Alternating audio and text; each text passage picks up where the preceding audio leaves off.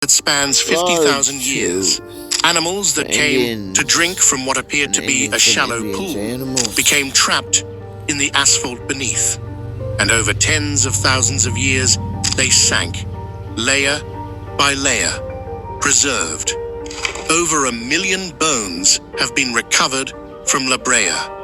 Thousands of species, an unbroken record of Ice Age life in what is now the middle of one of the world's largest cities. And among those bones are more Smilodon specimens than any other large predator at the site. More than dire wolves, more than American lions, more than any other carnivore by a significant margin. For years, this was a mystery.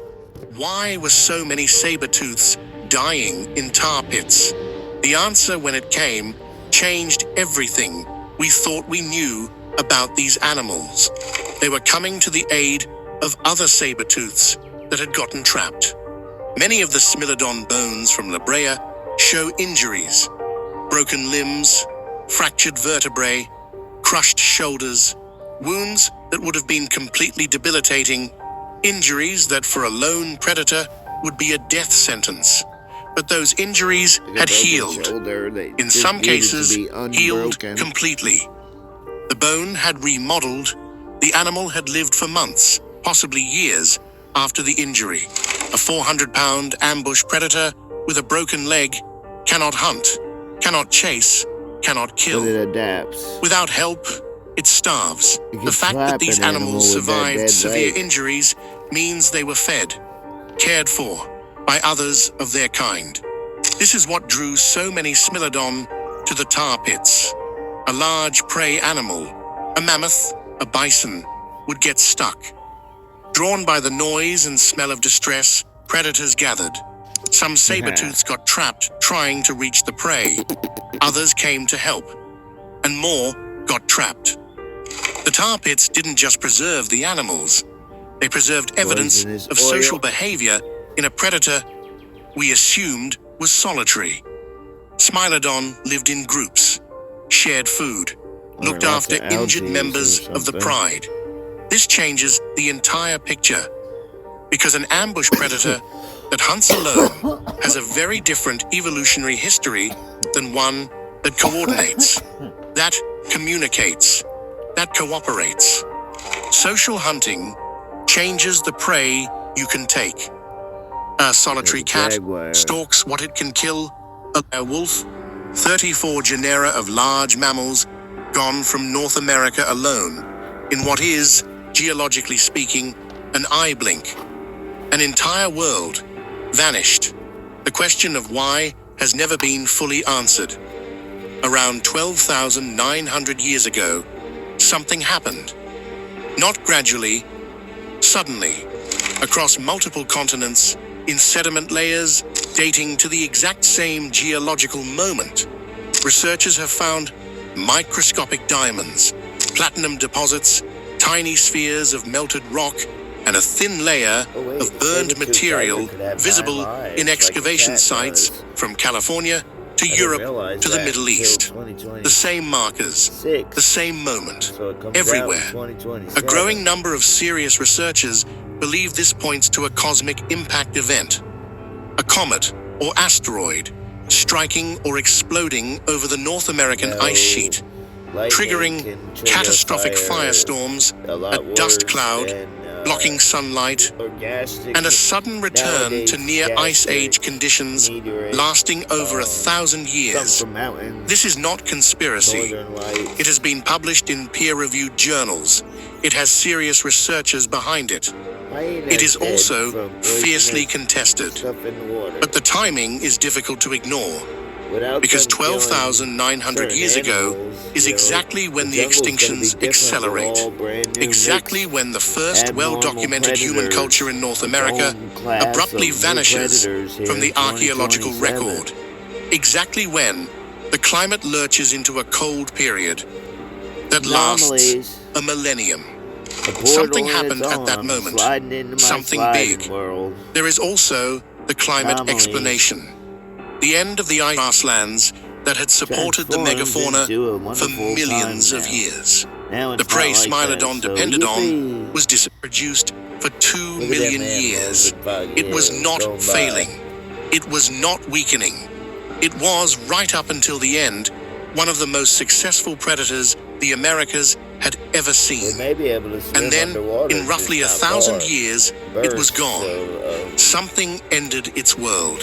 Whatever it was, it happened fast. And Smilodon, perfectly built for everything that came before, had no answer for what came after. There is a bone in the La Brea collection that stops researchers cold. It belongs to a Smilodon, female, adult, found with a lower spine so badly degenerated it would have caused constant pain. Severe arthritis in multiple joints. One forelimb with a healed fracture so serious that the bones remember. And what they tell us is that Smilodon was not the mindless killing machine of movie posters. It was something stranger, something harder to reduce to a single image. A predator so specialized it had no equal. A social animal caring for its wounded. A creature so perfectly adapted to its world that when that world disappeared, it couldn't follow. 2 million years of success, then gone in 1,000. The bones remember all of it. Smilodon has been gone for 10,000 years, but its absence is still shaping the world. This is one of the evolved to be swallowed whole, the pit to pass through a massive digestive system and be deposited miles away. The sloth is gone. The avocado still makes indoors were gone. South America sat alone, cut off from the rest of the world by ocean on every side. And in that isolation, something took the throne. Not a cat, not a wolf, not anything with teeth at all. The most dominant predator on the entire continent for longer than almost any carnivorous lineage in the history of mammals was a bird. It stood up to 3 meters tall. It could not fly, and it did not need to.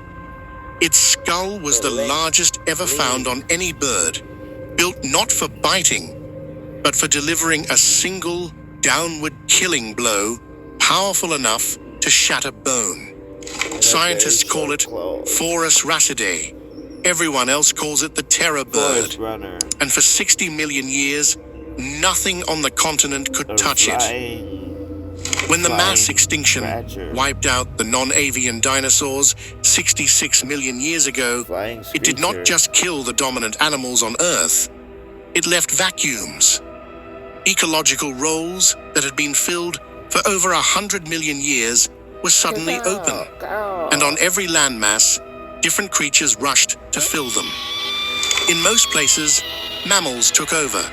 Predators, with claws and teeth, rose to the top of their food chains within a few million years. But South America was different. The continent had been drifting away from the rest of the southern landmasses since the breakup of Gondwana.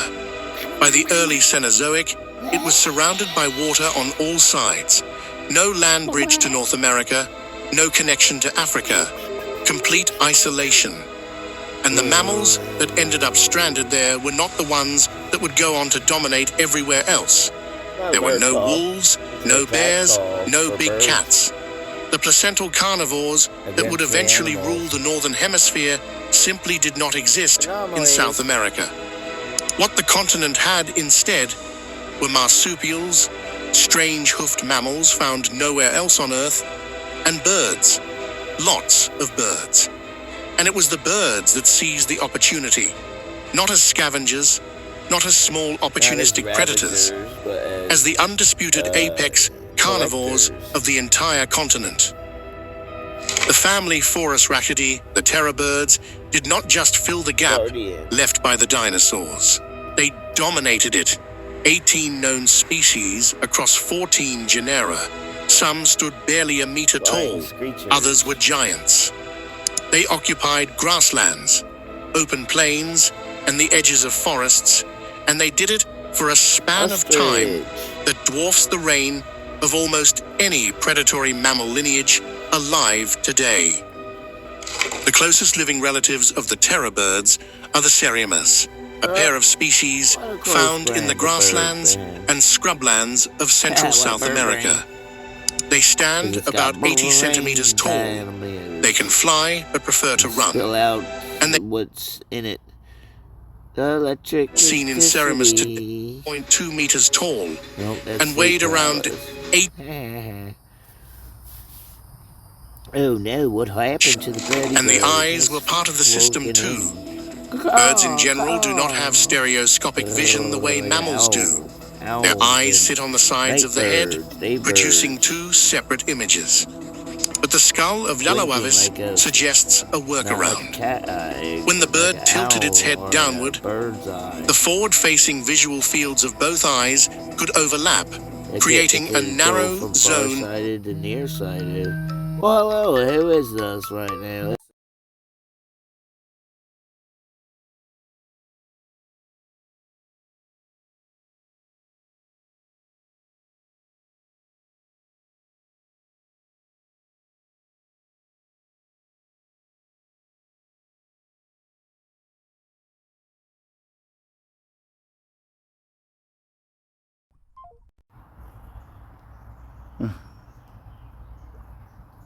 Okay, back to narrow zone of depth perception directly in front of and below the beak, exactly where it needed to see clearly in the moment before a strike. The sclerotic ring, a bony plate embedded in each eye, was robust and well preserved, and the researchers proposed it served a protective role, with the eyes necessarily protruding to see past that enormous beak. They were dangerously exposed. The reinforced ring was the trade-off that made functional stereoscopic vision possible without leaving the eyes vulnerable.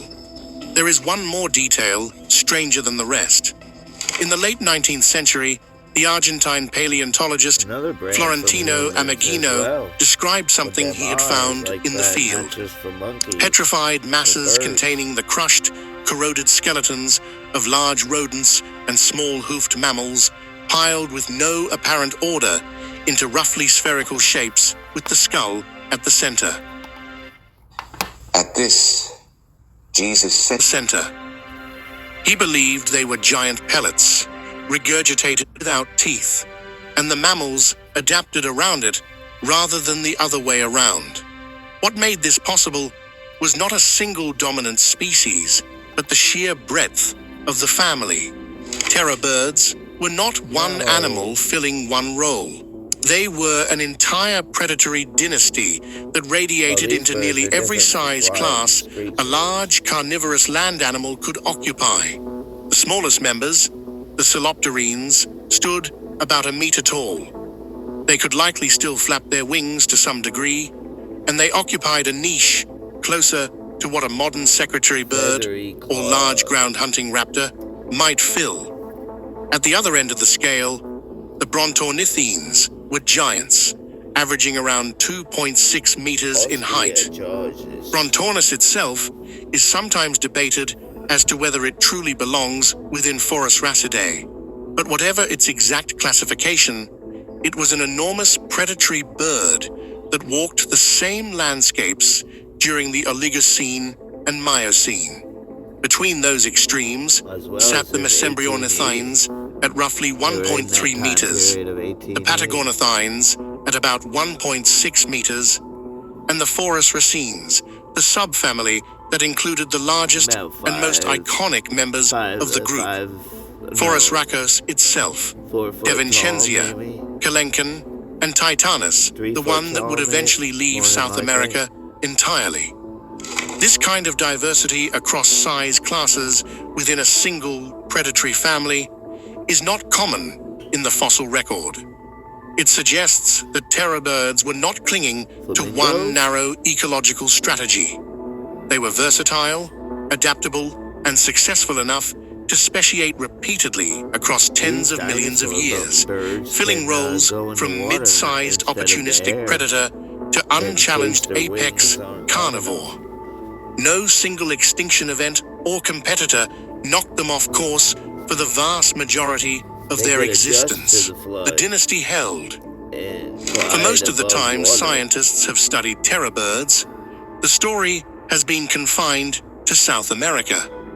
That was where the fossils were. That was where the family evolved and diversified. The assumption was reasonable. An isolated continent produces an isolated predator. Then claws started turning up in Antarctica.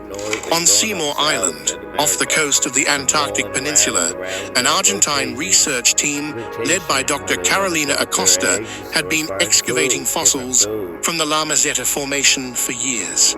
The sediments date to the early Eocene, roughly 10 million years after the extinction of the non-avian dinosaurs. Over time, the team had encountered several claws that resembled those of terror birds, but the finds were either poorly preserved or turned out to belong to unrelated bird groups. 4 separate times, suspected Antarctic terror bird fossils had been misidentified. Caution was warranted, but a new specimen changed that. The claw was large, deeply curved, and unmistakable to anyone who had studied forarucket anatomy. Dr. Acosta Hospitalier brought in Dr. Washington Jones, a specialist in terror bird claw morphology, and together they confirmed the find. In the jungle right now as well. In the jungle. But isolation is only as permanent as the geology that maintains it. And around 2.7 million years ago, the geology changed. Volcanic activity and tectonic shifts slowly closed the gap between North and South America, building what would become the Isthmus of Panama, and for the first time in tens of millions of years, connecting the two continents by land. What followed is known as the Great American Interchange. Animals moved in both directions. Ground sloths, armadillos, and terror birds went north. Dogs, bears, cats, horses, and deer came south. For decades, the textbook version of what happened next was simple. The northern carnivores were better. They were smarter, more adaptable, more efficient killers, shaped by millions of years of competition on a continent that had never stopped testing them. The southern predators, including the terror birds, had evolved in a sheltered environment and could not keep up. They were outcompeted and replaced. A clean, satisfying story, and one that does not hold up under scrutiny. The timeline is the problem. The major wave of large northern carnivores, the saber-toothed cats, the big canids, the bears, arrived in South America after most forest record lineages were already gone. The sparassodonts were extinct too. So were the terrestrial sebecid crocodilians. The animals that were supposedly outcompeted had largely disappeared before their supposed replacements even showed up. We built a lighter that burns at 1,800 degrees, and retailers just told us it's... Their supposed replacements even showed up. There is a partial exception. Procyonids, the family that includes modern raccoons, crossed into South America much earlier, around 7.3 million years ago, and some of them evolved to large body sizes on the continent. Their arrival does correlate more closely with the decline of some native predator groups. But procyonids were omnivores, not apex carnivores, and linking them to the collapse of an entire predatory dynasty is a stretch the evidence does not comfortably support. Then there is Titanus. If the northern invasion was supposed to have overwhelmed the terror birds, no one told Titanus.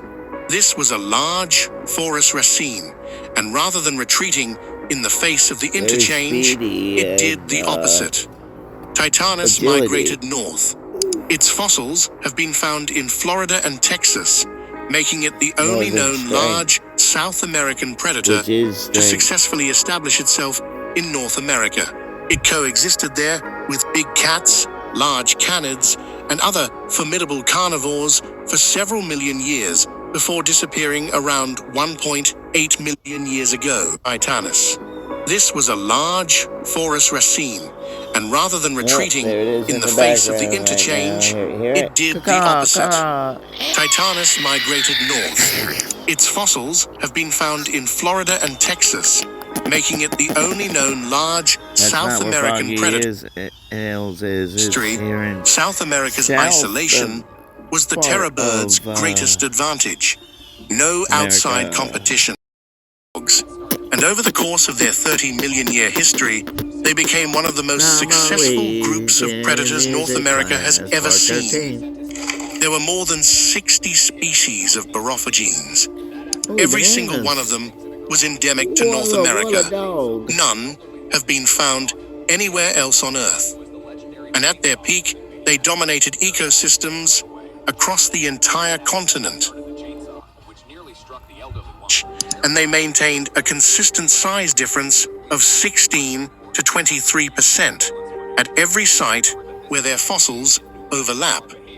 Both species also trended toward larger body sizes over time, in a case of parallel evolution, growing bigger together while staying proportionally apart.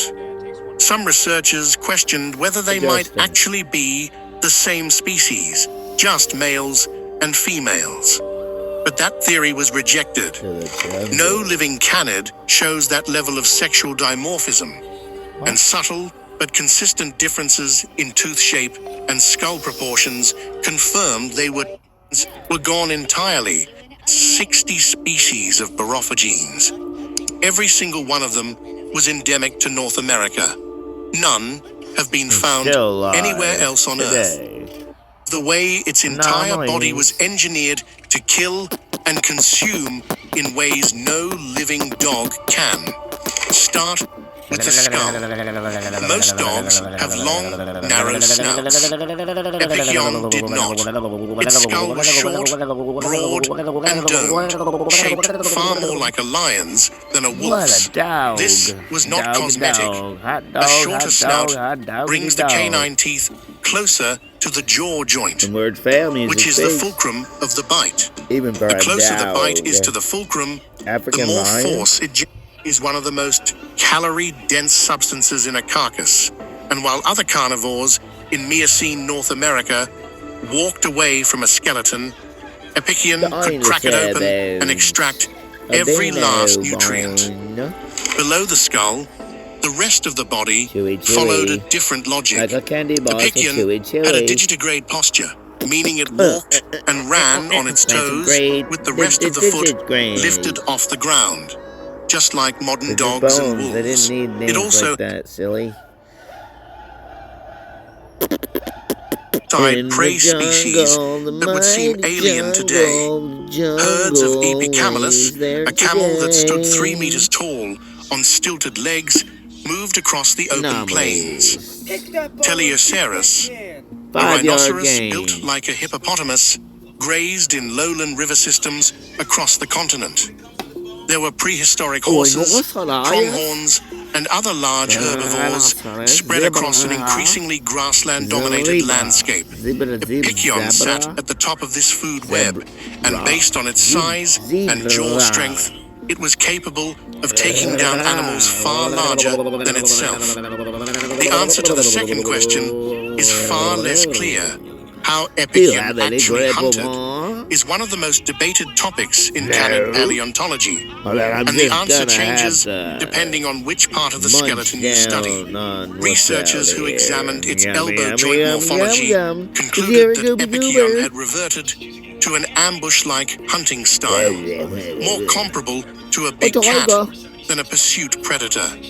A separate study of its bony labyrinth, the structure of the inner ear that governs balance and agility, suggested it was a pounce predator launching itself at prey from short range. Oh no, what a bunny rabbit.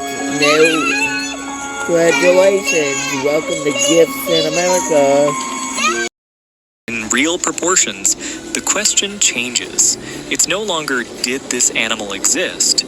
The evidence is already there. The real question is, what kind of predator was this? And how did it hunt in the oceans of its time? And more importantly, how big was it, really? Ocean animals have different, and land animals have different shapes of bones and fossils with their Thing this large. Because an animal like this doesn't just exist on its own. It shapes everything around it. Why, yikes. Before we get to the world, we need to understand why we know so little about the animal itself. And the answer is stranger than you'd expect. Sharks are built differently from most large predators.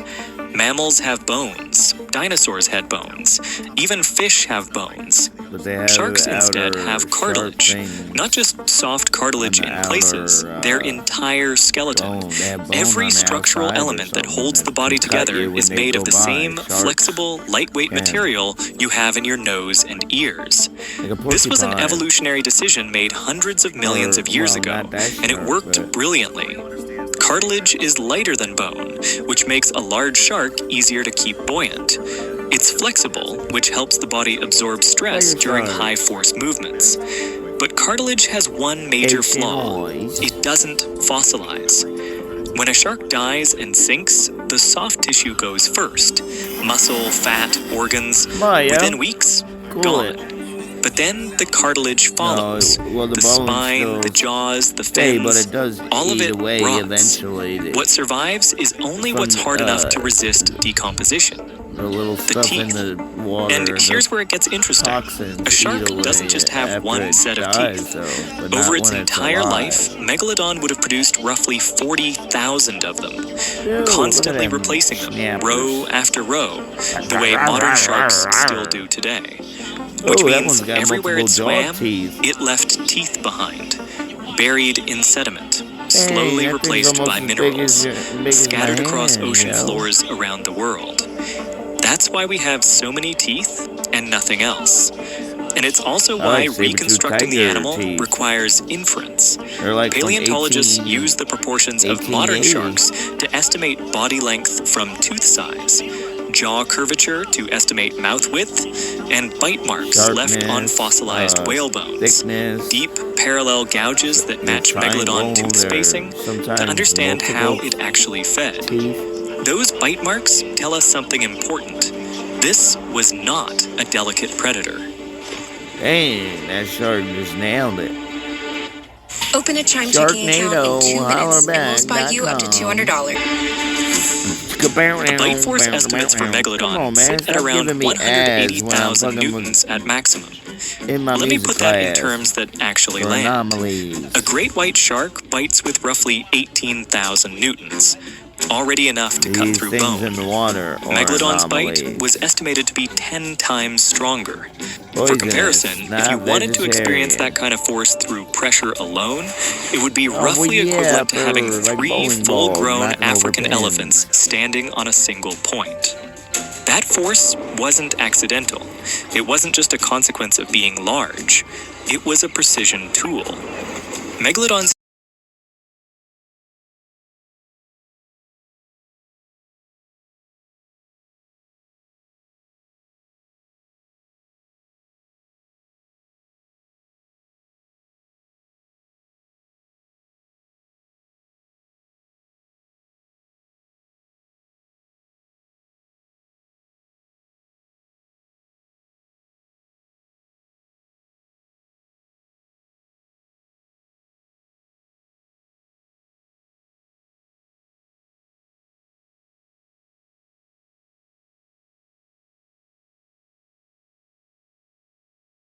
We had our champion. We had the limit of what physics could allow. The understanding was that if you tried to make a flying animal any larger or any heavier, the laws of gravity would simply win. The bones would be under too much own skeleton. Gravity is unforgiving, and at this size is a constant enemy. For years, this led to a massive debate in the world of history and science. How could something the size of a giraffe actually fly? Some argued they were just gliders, leaping off cliffs and hoping for a thermal wind to catch them. Others suggested they weren't much more than oversized scavengers that stayed grounded. But then the understanding of quadrupedal launch changed everything. These titans were not birds, they were biological catapults. They would lean forward, load the tension into their chest and wing muscles, and then explode upward in a single violent motion. This allowed them to clear the ground in seconds, transitioning from a heavy, earthbound walker to a master of the skies. However, even with this specialized launch, there is a limit. Every biological structure has a breaking point where the weight of the animal becomes too much for the wings to support. The bones of most pterosaurs are marvels of engineering. Hollow, air-filled, and paper-thin to keep the weight down. This is why Quetzalcoatlus was thought to be the final limit. It was built for efficiency. It was a long-distance traveler designed to soar over the vast Cretaceous plains with minimal effort. But the discovery in Romania challenged the very foundation of this logic. The bones found there were not paper-thin.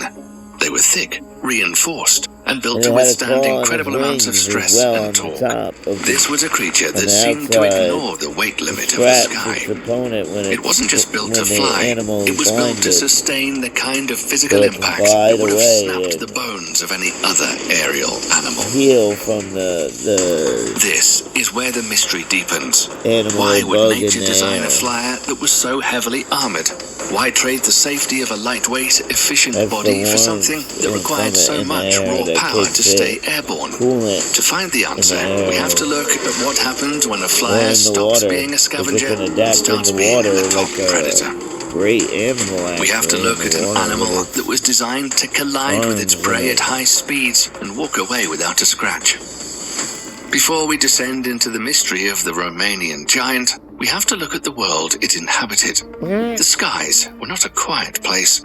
They were a lethal, crowded battlefield occupied by an armada of diverse predators. Each species was a specialist, evolved to dominate a specific niche in the food chain.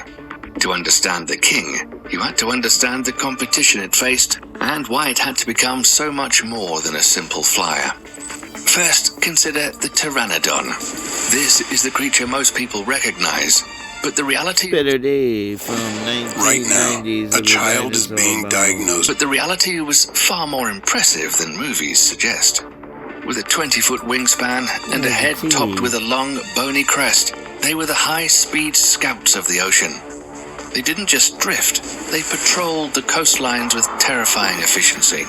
They were capable of dive-bombing the surf at 30 miles per hour, hitting the water with enough force to impale fish deep below the surface.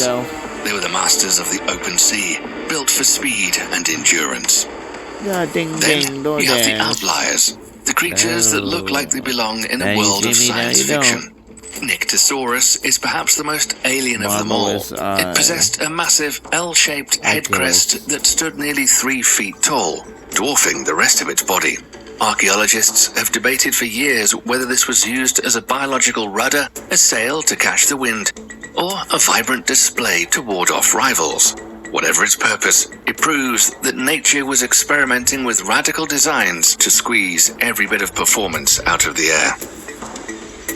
As we move inland, the designs become even more specialized. Alanka was a creature that preferred the marshlands and forests. While it was a capable flyer with a 10-foot wingspan, it spent a significant amount of its time on the ground. It was like a stalker, walking on 4 legs like a giant leathery stalk. It utilized a long, heron-like beak to hunt through the reeds, looking for anything small enough to swallow. It didn't hunt fish in the ocean, it hunted baby dinosaurs in the shadows. Not where my Finally, there was Tupandactylus, the showman of the skies. Its head was dominated by a massive, colourful crest that likely served as a warning to anything that dared to cross its path. In the prehistoric world, being that visible was a luxury only afforded to the most dangerous or the most successful. All of these creatures were marvels of evolution. They had conquered the air, the sea, and the shoreline. But as impressive as they were all operating under the same set of constraints. They were relatively light, they were specialized, and they generally avoided direct physical confrontation with large prey. They were predators, yes, but they weren't top apex predators that could get into a fight and win. But that all changed on a small, isolated island, where the rules of the world were about to be broken by a flyer that decided the air was no longer enough. To understand why the rules of nature were rewritten, we have to examine the specific conditions of the prehistoric island that made this monster possible. 66 million years ago, the map of the world looked nothing like it does today. Europe was not a solid landmass, it was a zone of the apex predator sat empty. An ecological vacuum, however, is almost always filled by an opportunistic predator. If a predator cannot evolve on the ground, it will arrive from somewhere else. The dwarf dinosaurs of Hatzeg spent their days grazing in a paradise, seemingly safe from the terrors of the mainland. They had no reason to fear the tree line, and they had no reason to look for claws in the shadows. They were the masters of their small world. But they forgot to look up. They didn't realize that while they were shrinking to fit the island, something else was growing to exploit it. While the land dwellers were getting smaller to survive the lack of food, one group of animals was getting larger, stronger, and more violent. The lack of competition on the ground invited a nightmare from the skies. The empty throne of Hatzeg Island was about to be claimed by a creature that didn't care about the rules of flight. It only cared about the abundance of an easy meal. The discovery of the true king didn't happen all at once. It was a pterosaur that had ignored every law of efficiency that kept Quetzalcoatlus aloft. The discovery sent shockwaves through the community. We'd spent decades believing that the king of Hatzeropteryx was built like a piece of heavy artillery. The most shocking feature was the neck. In most giant pterosaurs, the neck is long and relatively thin, designed to act like a crane to pick up small prey with precision. But the neck of Hatzegopteryx was a different beast entirely.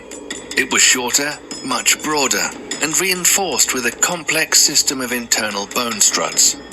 These weren't just for support, they were built to absorb massive amounts of shock. This creature possessed a neck 3 times wider than its cousins in Texas. This was a neck built for combat. And that's what his beak, as well as this anatomy tells us everything we need to know about how this animal lived. A thin neck is a liability in a fight. It can be snapped or twisted.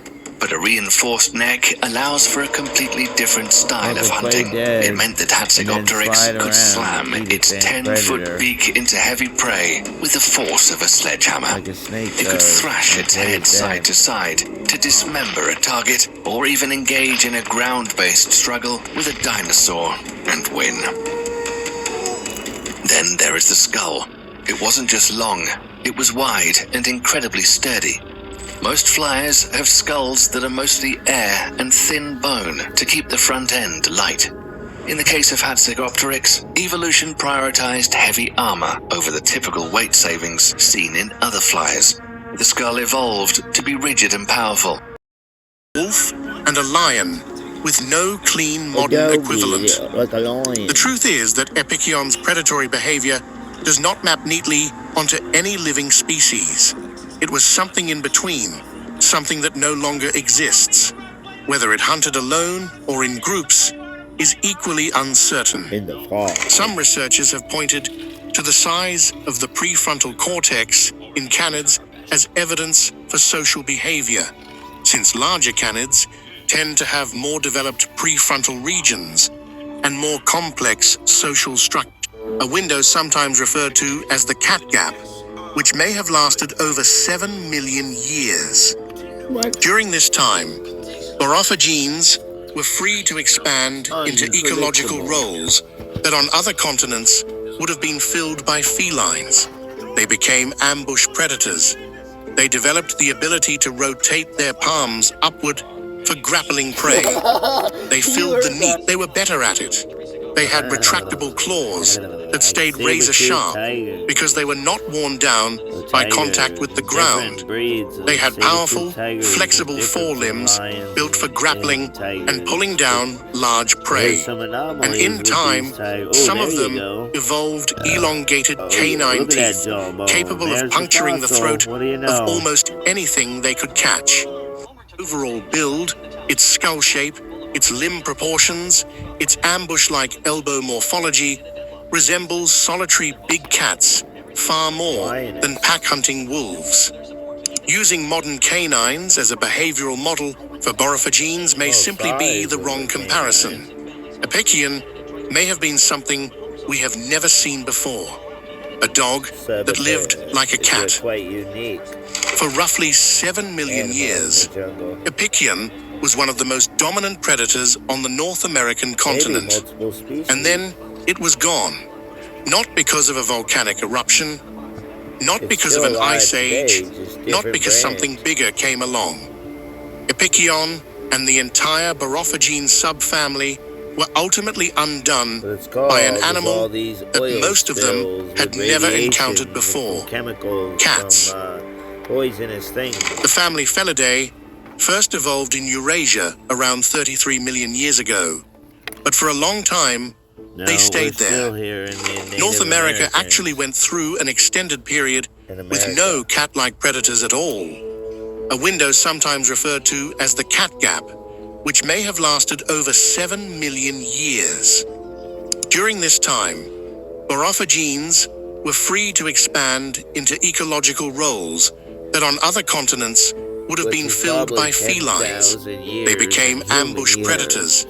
They developed the ability to rotate their palms upward for grappling prey. They filled the niche of the solitary, powerful, short-range killer. In the absence of cats, the bone-crushing dogs became the closest thing North America had to them. But then, the real thing showed up. Around 20 million years ago, felids began migrating into North America from Eurasia across the land bridge that once connected modern Russia and Alaska. The first to arrive was Pseudaiurus, a relatively small and unspecialized cat. And for several million years, the newcomers struggled to gain a foothold. But once they did, everything changed. These cats were not just filling the same niches as the borophagenes. They were better at it. They had retractable claws that stayed razor sharp because they were not worn down by contact with the ground. They had powerful, flexible forelimbs built for grappling and pulling down large prey. And in time, some of them evolved elongated canine teeth capable of puncturing the throat of almost anything they could catch. A study analyzing more than 2,000 North American carnivore fossils concluded that the decline of borophagenes was not passive replacement, where one group fades and another fills the gap. It was active displacement. The cats directly outcompeted the bone-crushing dogs in niche after niche, and the borophagenes had no answer for it. But here is the part of the story that matters most. The cats did not wipe out all dogs, only the ones that were trying to be cats. Now you see me? Now you don't. Now you don't. Cats. The borophagenes, with their ambush hunting, their grappling forelimbs, their solitary, predatory lifestyles, were the dogs most ecologically similar to felids, and they were the ones that lost. The other subfamily of dogs, the Caninae, survived. These were the smaller, lighter, endurance-built runners that had specialized into long-distance pursuit hunting, a niche that cats had no interest in competing for. By around 8 million years ago, canines had crossed into Eurasia and begun spreading across the world. They would eventually evolve into the 37 species of wild canids alive today. Epicyon hydni disappeared from the fossil record around 5 to 6 million years ago.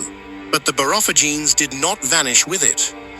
One genus, Borophagus, held on for millions of years longer, surviving until roughly 2 million years ago in the early Pleistocene. That means the last of the bone-crushing dogs lived long enough to see the beginning of the Ice Age and the arrival of cold-adapted megafauna like mammoths and saber-toothed cats. But even Borophagus could not hold on forever.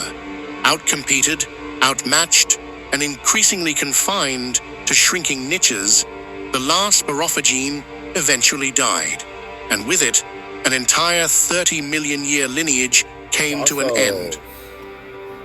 What survived was the opposite of everything Epicyon had been. Not the biggest, not the strongest, not the bone crushers or the ambush killers.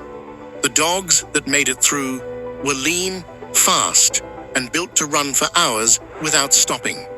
They hunted in coordinated packs across open ground, chasing prey until it collapsed from exhaustion. Anomalies. They were the ancestors of wolves, foxes, coyotes, and jackals. And eventually, one branch of that surviving lineage would form a bond with another species of endurance predator, humans, and become something Epicyon never could have. The most terrifying dog that ever lived ruled a continent for 7 million years. It crushed bone, competed with bears, and hunted prey the size of rhinos. But in the end, it was not strength. In April of 2026, a study published in Science documented something that had never been observed before. The largest chimpanzee community ever recorded had split into 2 factions and gone to war with itself. Former allies were conducting coordinated raids against each other, killing adults and infants at a rate more than 30 times the species average. The violence was not impulsive. It was organized. Silent patrols moving in single file through hostile territory. Hilltop surveillance to track enemy positions. Calculated retreats when outnumbered, and overwhelming attacks when the odds were right. This was not a metaphor. Chimpanzees, our closest living relatives, wage war. They plan it, coordinate it, and execute it with a level of tactical sophistication that, until recently, most scientists would have considered uniquely human. Time when the world's oceans were warmer, shallower in places, and rich with large marine life. Crucially, this was the age before large baleen whales. Early whales, the ancestors of modern humpbacks and blue whales, were actually small by today's standards. They were mostly toothed, quick-moving, and spread across relatively shallow coastal waters. And Megalodon sat at the top of this entire system. It hunted early whale species, it hunted large fish, it likely controlled the population dynamics of everything below it in the food chain, the way large apex predators always do. For roughly 13 million years, this arrangement held. 13 more food, less effort. And so they grew, and kept growing. With unlimited food and no predator capable of stopping them, there was no biological reason not to. But here's what gets interesting. For decades, every reconstruction of Megalodon assumed a great white body plan, the stocky, barrel-chested shape people know from documentaries and movies. But that same 2025 study that pushed the size estimate to 24 meters also looked at something else. When researchers compared Megalodon's vertebral proportions to over 100 living and extinct shark species, the closest match wasn't the great white at all. It was the lemon shark, a longer, more slender animal with an elongated body. Megalodon wasn't built like a great white. It was built like a giant cruiser. Long, streamlined, designed to move efficiently through warm, open water. Its cruising speed, estimated from fossilized scale analysis, was only about 2 to 3 kilometers per hour. No faster than a modern great white, despite being several times larger. This was an animal 50 built for miles an slow, hour. energy-efficient Shark can go patrolling underwater. with short bursts of explosive force when it struck.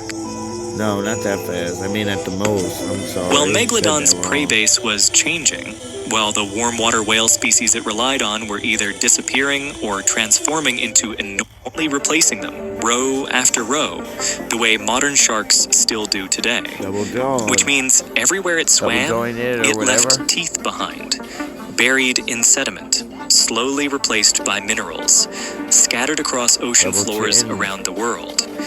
That's why we have so many teeth and nothing else. Some animals have And a it's double also why chin. reconstructing the animal requires inference.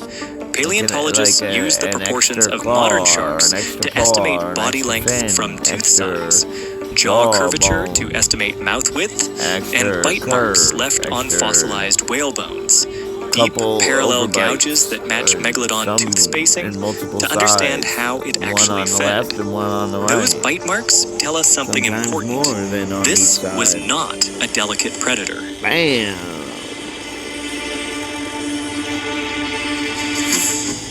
The bite force estimates for Megalodon Rawr. sit at around 180,000 You can walk newtons at through that. maximum. It's so big it can Let eat me put you that in terms without that even actually land. destroying you. A great white shark bites with roughly large prey in a single bite.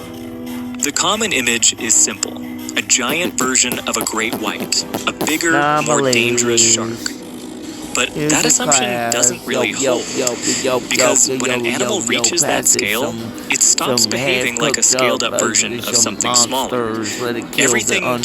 changes. I take it Its back to metabolism, life like its a hunting rat strategy, joint. its Put role it in in the the back and ecosystem. let it sit up And in that the club like creates it's a up problem. in the front and Because like we a don't have a cannon, living reference. brutal cruiser, No modern predator cruiser, operates at that underwater exact scale in the tanker, same way. shooter, bang, bang, No bang, complete bang. fossil skeleton exists to confirm its body structure, and most of what we know, there. College students get a Walmart Plus membership for 50% off. Was this, and how did it hunt in the oceans of its time? And more importantly, how big was it, really? 2 to 3 kilometers per hour, no faster than a modern great white, despite being several times larger. This was an animal built for slow, energy-efficient patrolling, with short bursts of explosive force when it struck. While Megalodon's prey base was changing, while the warm water whale species it relied on were either disappearing or transforming into enormous, Terrifying and the undisputed tyrant of the prehistoric ocean. Are you thinking about the megalodon right now? You know, that massive shark Hollywood loves to slap on movie posters as the ultimate killing machine? Yeah, honestly, In the water. not wrong. The Meg was absolutely terrifying. But here's something the movies never told you. There are anomalies. Megalodon never sat alone on that throne. Because text, a double-decker bus is about 40 feet long and weighs around 15 tons. Leviathan was 4 times heavier. Just sit with that. But the size wasn't even the most striking part. What really got people was what it looked like. When researchers placed Leviathan's skull next to a modern sperm whale skull, the immediate reaction was, these are related. And they were right. Leviathan belongs to the same group of toothed whales, sharing a common ancestor tens of millions of years back. But sharing a family tree doesn't mean sharing a destiny. Or vegetarian. The modern sperm whale is the largest toothed whale alive today. Brilliant, social, a master hunter, but in a refined and one animal alone was already more than enough to get the job done. But at that time, Leviathan wasn't hunting in the quiet, empty ocean. It shared those waters with other predators. And one of them, just as large, just as brutal, and just as hungry. Tiger sharks. Yeehaw! When to pull back. That's a massive tactical advantage. On weapons, they have 2 completely different fighting styles. Megalodon had serrated triangular teeth, roughly 18 centimeters long with an estimated bite force up to 182,000. Dog alive today exists because of a competition it never fought. 40 million years ago, the first dogs evolved in North America. Over time, they split into 3 major groups, and the most powerful of those groups produced something extraordinary. A canid the size of a bear, a predator with the skull of a lion, and jaws that could crack open bone and digest it whole. Its name was Epicyon, and at 170 kilograms, it was the largest dog that has ever walked the earth. But Epicyon is gone. Every single member of its entire subfamily is gone. And the dogs that survived, the ones that became wolves and foxes and golden retrievers, survived not because they were the strongest, but because they were nothing like Epicyon. What killed the most terrifying dog that ever lived was not a bigger predator. Is not a breakdown in behavior. It is a strategy with a measurable payoff.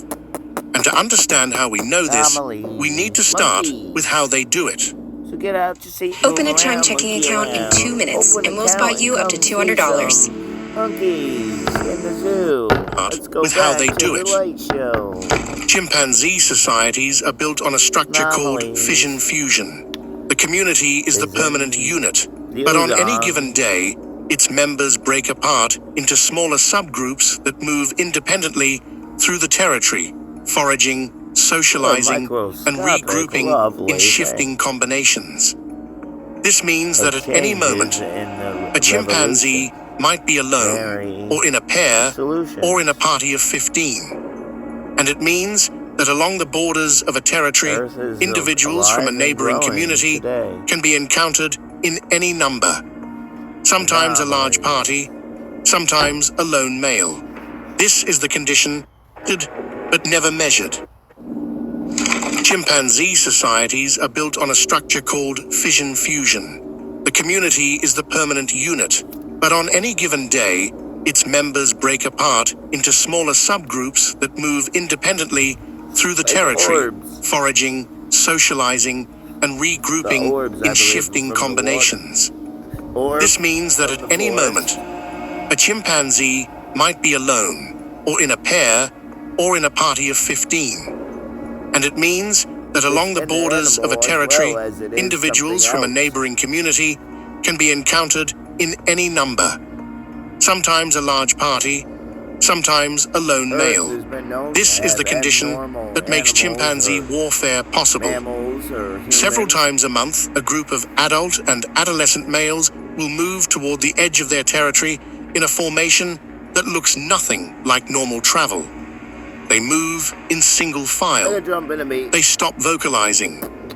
Chimpanzees are ordinarily loud animals.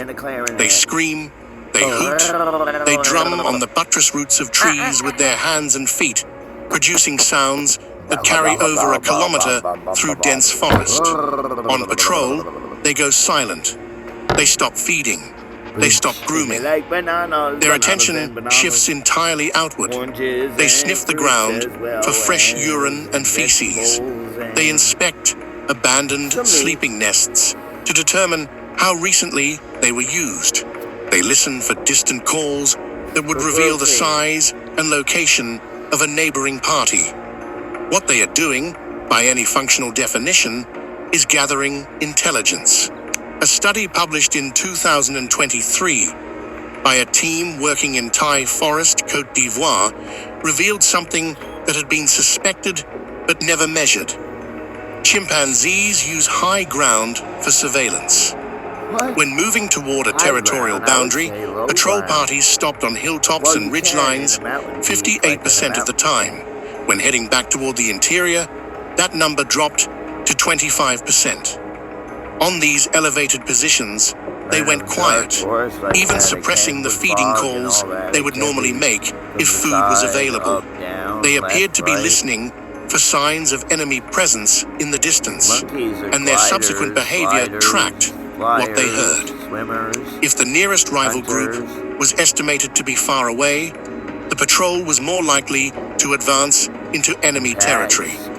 If rivals were close, they were more likely to retreat. It was the first documented evidence of a non-human species using terrain for tactical reconnaissance. The decision to attack depends on numbers. This has been tested experimentally. When researchers played recorded chimpanzee calls from hidden speakers to simulate an intruder, resident males would approach aggressively only when their own party contained at least 3 individuals. Below that threshold, they avoided contact. In the wild, the pattern scales up. Across all documented chimpanzee killings, the median ratio of attackers to victims is 8-to-1. Chimpanzees do not fight fair. They do not engage in matched battles. They attack when the numerical advantage is so extreme that the outcome is essentially predetermined, and the risk to any individual attacker approaches 0. The attacks themselves are fast and total. Multiple males converge on the target simultaneously. Some pin the victim's limbs, while others bite, punch, stamp, and drag. The injuries are severe. Deep bite wounds to the face, hands, and feet, broken bones, castration. An attack can be over in under 15 minutes, and in most documented cases, the victim is unable to inflict any meaningful injury on even a single attacker. The aggressors then leave. They do not stay to display, or to claim the site, or to vocalize. They withdraw the way they came. And the coalition that carries out these attacks is not held together by what you might expect. Genetic analysis at Ngogo revealed that males who patrol together, who share meat, who groom for hours, and form the long-term alliances that underpin coordinated violence are on average no more related to each other than any 2 random males in the community. They are not brothers. They are not cousins. Kinship does not predict who patrols and who stays behind. What does predict it is friendship. Years of mutual grooming. The most complete demonstration of everything just described is unfolding right now in Uganda's Kibale National Park. Ngogo is a chimpanzee community that has been studied continuously since 1995 by primatologists John Matani and David Watts. It is, or was, the largest chimpanzee systems. What's your inspiration for your card look? Luchador? With Walmart's summer style Described is unfolding right now in Uganda's Kibale National Park. Ngogo is a chimpanzee community that has been studied continuously since 1995 by primatologists John Matani and David Watts. It is, or was, the largest chimpanzee society ever documented. At its peak, roughly 200 individuals with more than 25 adult males. A typical community has 50 to 60. Ngogo had 3 times that. The sheer size of the group gave it overwhelming numerical superiority over every neighboring community on the landscape. And for years, that superiority was directed outward. Between 1999 and 2008, Ngogo males killed at least 21 individuals from surrounding communities. Most of these killings happened during boundary patrols, and most of them clustered in a single area to the northeast. Then, in the summer of 2009, For over 50 years, the story of the prehistoric skies was dominated by a single imposing name. If you've ever looked into the giants of the ancient world, you might already know the name Quetzalcoatlus northropi. When its remains were first unearthed in the Big Bend National Park of Texas in the 1970s, it didn't just break the record for the largest flying animal of all time. It fundamentally redefined what we thought biological life was capable of. Before this discovery, the understanding of aerial giants was limited. We knew of large flyers, certainly, but nothing on this scale. Flying hook Quetzalcoatlus was a titan that stood 18 feet tall on the ground. To put that into perspective, that's the height of a fully grown male giraffe. For decades, this was the ultimate benchmark. Quetzalcoatlus was the evidence that nature could somehow launch a 500-pound animal into the sky. It had a wingspan estimated between 33 and 36 feet. It wasn't just a flying reptile. It was a living, breathing, full-sized aircraft. A creature of myth made manifest in the fossil record. For a long time, the scientific community was in total agreement. We had our champion. We had the limit of what physics could allow. The understanding was that if you tried to make a flying animal any larger or any heavier, the laws of gravity would simply win. The bones would be under too much stress, and they rely on a too large animal into the sky. It had a wingspan estimated between 33 and 36 feet. It wasn't just a flying reptile. It was a living, breathing, full-sized aircraft.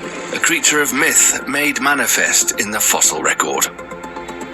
For a long time, the scientific community was in total agreement. We had our champion. We had the limit of what physics could allow. The understanding was that if you tried to make a flying animal any larger or any heavier, the laws of gravity would simply win. The bones would be under too much stress to survive a landing. The history of life on our planet is recorded in layers of stone, but the pages are often torn and missing. For over 50 years, the story of the prehistoric skies was dominated by a single imposing name. If you've ever looked into the giants of the ancient world, you might already know the name Quetzalcoatlus northropi.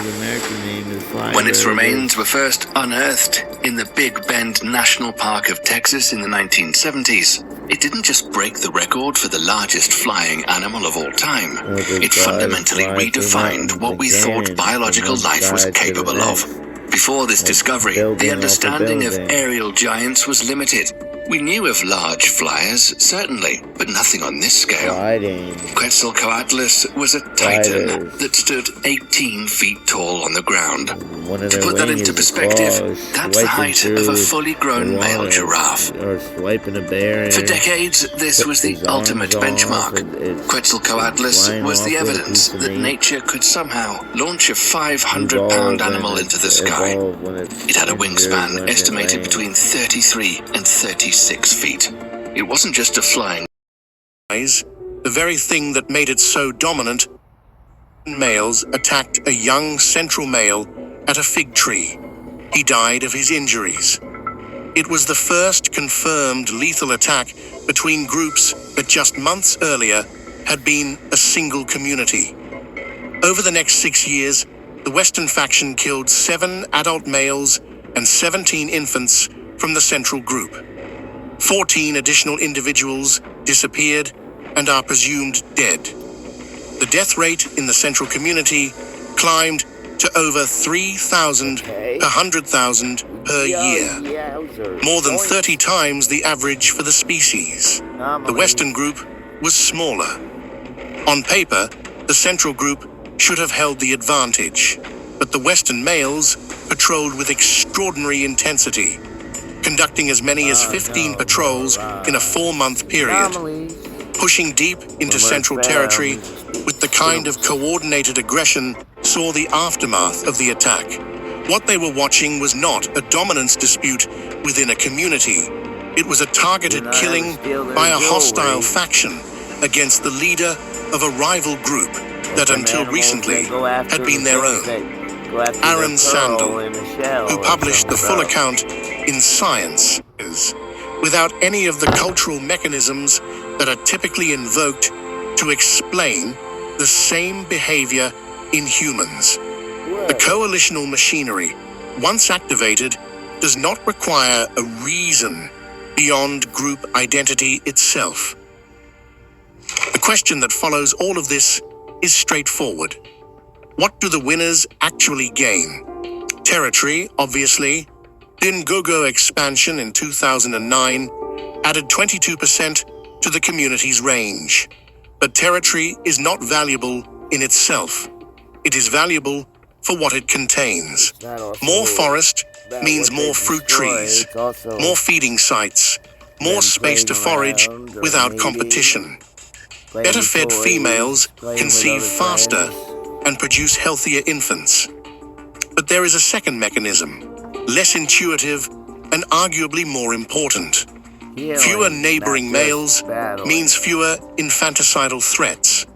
Male chimpanzees from rival communities routinely kill infants they encounter during raids. It is one of the primary causes of infant mortality across study sites. Eliminate the neighboring males, and you eliminate that threat.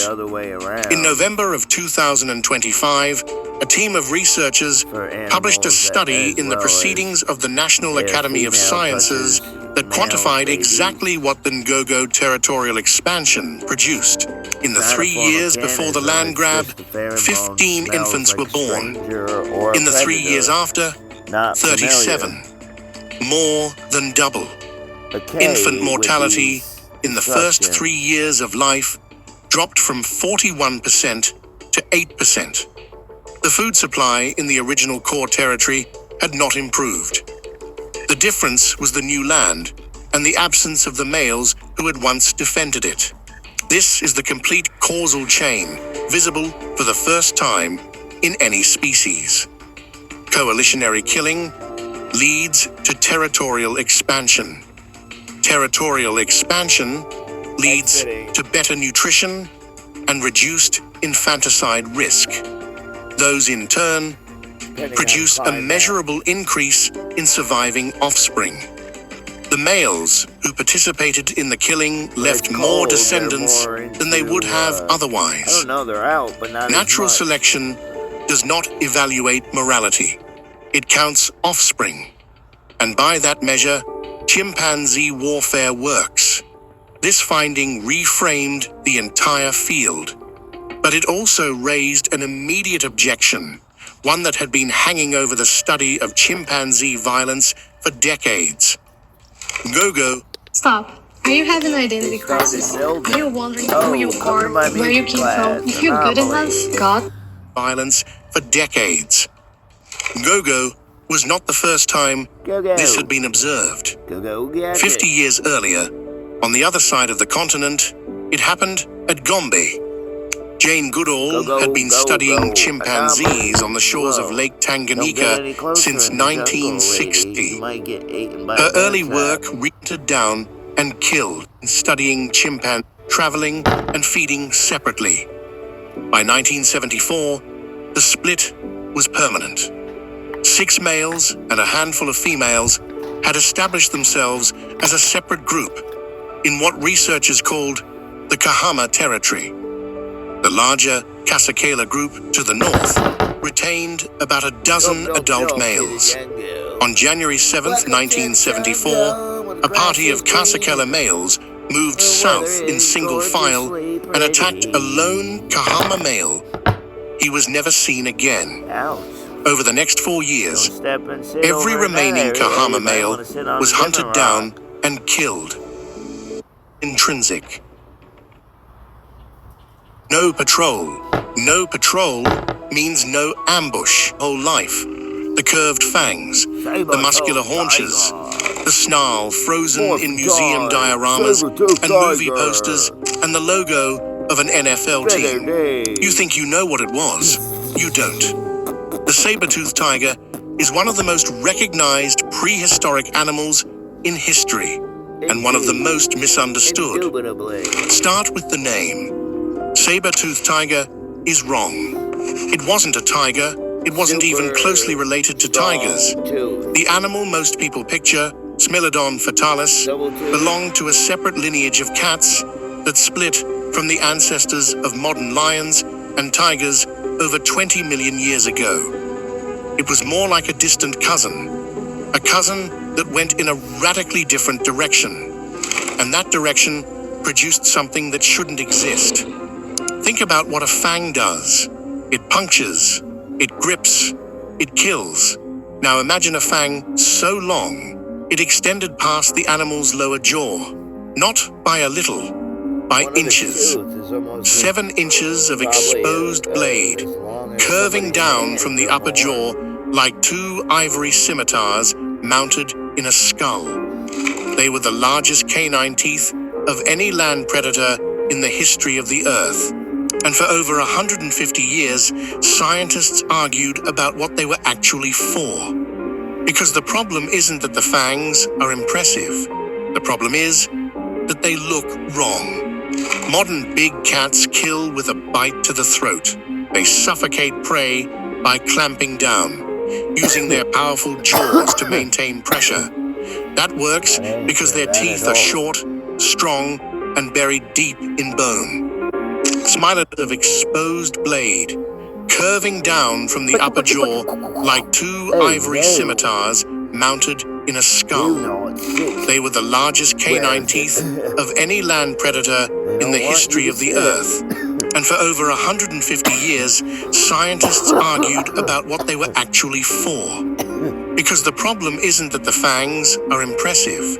The problem is that they look wrong. Modern big cats kill with a bite to the throat. They suffocate prey by clamping down, using their powerful jaws to maintain pressure.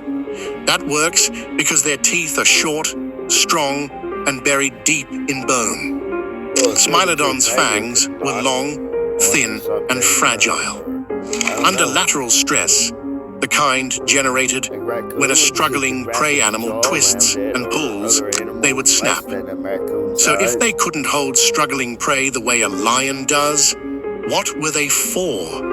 The answer, when it finally emerged from the fossil record, was stranger than anyone expected. These weren't weapons for holding.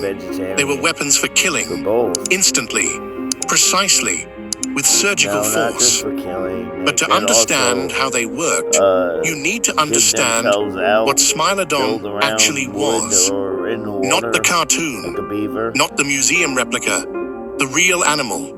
And the real animal was unlike anything alive today. Forget the lean, bounding cheetah. Forget the long-limbed lion sprinting across the savannah. Smilodon was built differently. It was stocky, massively muscular through the shoulders and forelimbs, low to the ground, wide-chested. Its limbs were shorter and more robust than any modern big cat. Its tail was short, barely a stub. It was, in body plan, closer to a bear than a tiger. That tells you something immediately. This was not a pursuit predator. Modern cats that chase prey are lean and fast. They're built for acceleration, for the explosive sprint, for closing distance in seconds. Their bodies are aerodynamic compromisers, light enough to be quick, strong enough to hold on. Smilodon sacrificed speed for something else entirely. Power. Its forelimb muscles were extraordinary. Studies of its skeleton show muscle attachment points far larger than any living cat of comparable size. Its forearms could generate force that would dwarf a modern lion's. This wasn't an animal that ran prey down. This was an animal that ambushed, that wrestled, that pinned. The claws were semi-retractable, good for gripping, but not the specialized, hooked tools of a climbing cat. They were made for holding something down. And its spine was different too, rigid, less flexible than a modern cat's. Modern cats generate speed through spinal undulation. The spine flexes and extends like a spring with each stride. Smilodon's back didn't work that way. It was built for stability under load, for bracing, for the moment when it had something large beneath it and needed to hold. Now we can talk about the fangs. Smilodon's gape was remarkable. Modern lions can open their jaws to about 65 degrees. Smilodon could open its mouth to nearly 120 degrees, almost twice as wide. That gape wasn't for eating, it was for clearance. Those 7-inch fangs needed to pass below the plane of the lower jaw Before they could make contact with prey, the animal had to drop its lower jaw almost vertically, like a snake unhinging, just to bring the teeth into striking position. The muscles that drove that strike weren't the jaw-closing muscles that give modern cats their crushing bite force. Smilodon's jaw-closing muscles were actually weaker than a modern lion's. Its bite force was lower.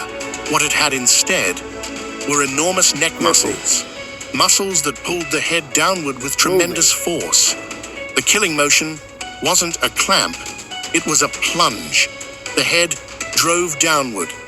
The upper fangs punched into soft tissue. The throat, the underside of the neck, with the combined force of the neck, the shoulders, and the entire weight of the animal driving from above. If the strike landed correctly, it severed blood vessels and trachea simultaneously. The prey was dead before it could struggle enough to snap the teeth. One strike, precisely placed. Over. It's a killing method that has no parallel in any living predator. It's a solution so specific, so refined,